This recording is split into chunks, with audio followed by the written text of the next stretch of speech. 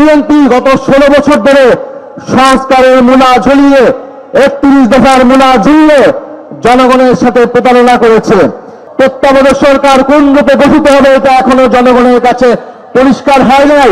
যে সরকার এসেছে, আমরা আশা করেছিলাম এই নতুন সরকার, নির্বাচিত সরকার জনগণের প্রতি শ্রদ্ধাশীল হবে, ছাত্র তরুণদের প্রতি শ্রদ্ধাশীল হবে।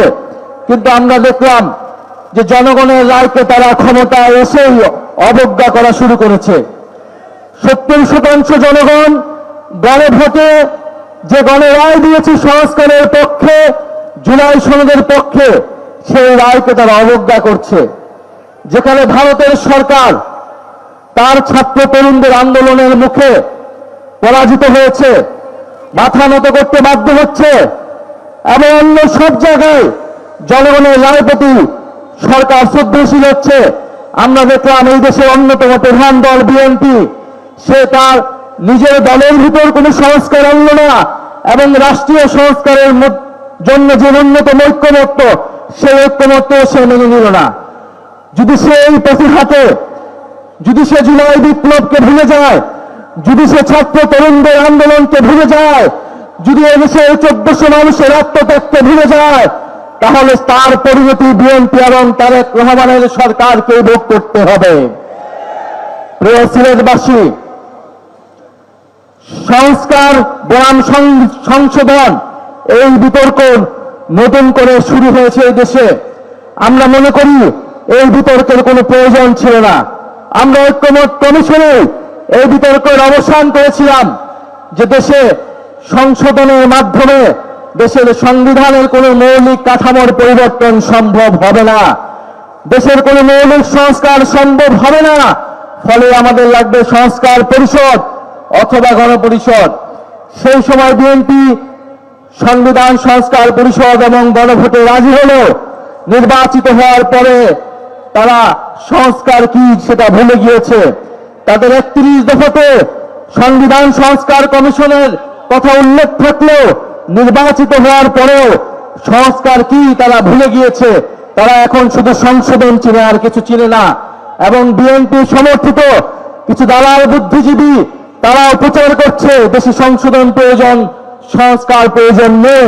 কিন্তু দেশের মানুষ সংস্কারের জন্য জীবন দিয়েছে এবং এই বিএনপি গত 16 বছর ধরে সংস্কারের মূলা ঝুলিয়ে 31 দফার মূলা ঝুলিয়ে জনগণের সাথে প্রতারণা করেছে।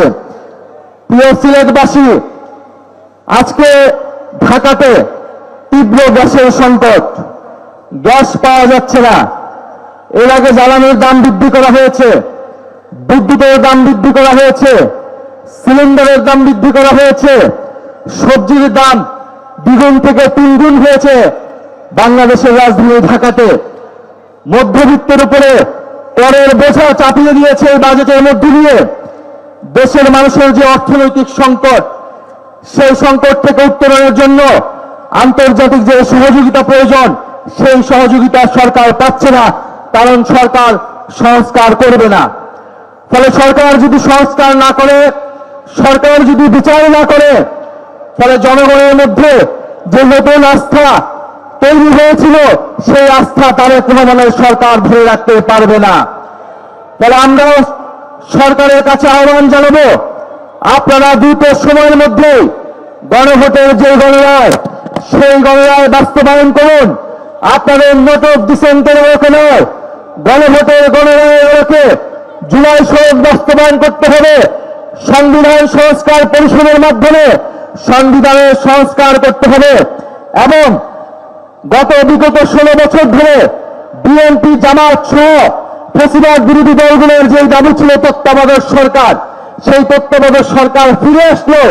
তত্ত্বাবধায়ক সরকার কোন রূপে গঠিত হবে এটা এখনো জনগণের কাছে পরিষ্কার হয় নাই। এবং আমরা দেখছি বিএনপি দেশের সকল প্রতিষ্ঠান, নির্বাচন কমিশন থেকে শুরু করে সকল প্রতিষ্ঠানকে দলীয়করণ করছে। এই দলীয়করণের ফলে দেশের নির্বাচন ব্যবস্থার যে উন্নতি আমরা চেয়েছিলাম, সেই উন্নতি আবার সম্ভব হবে না।